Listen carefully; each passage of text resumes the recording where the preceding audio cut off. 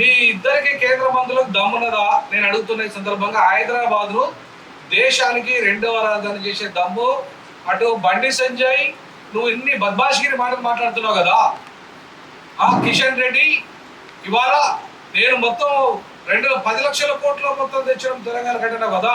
First నువ్వు తేవాల్సింది హైదరాబాద్ను దేశానికి రెండవ రాజధాని చేయడం.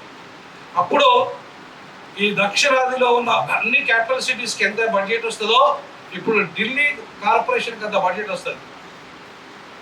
ఒక ఢిల్లీ కార్పొరేషన్ బడ్జెటే మొత్తం దక్షిణాది ఉన్న రాష్ట్రాల్లో ఉన్న క్యాపిటల్ సిటీ అన్ని కలిపితే కూడా ఒక ఢిల్లీ క్యాపిటల్ సిటీ బడ్జెట్ అంత లేదు, కార్పొరేషన్ బడ్జెట్ అంత లేదు.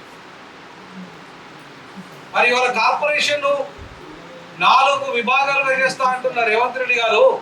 మరి కార్పొరేషన్ బడ్జెట్ పెంచడానికి ఇవాళ ముఖ్యమంత్రిగా నువ్వు పోయినప్పుడు ఇన్నిసార్లు పోతున్నావు కదా, వస్తున్నావు కదా.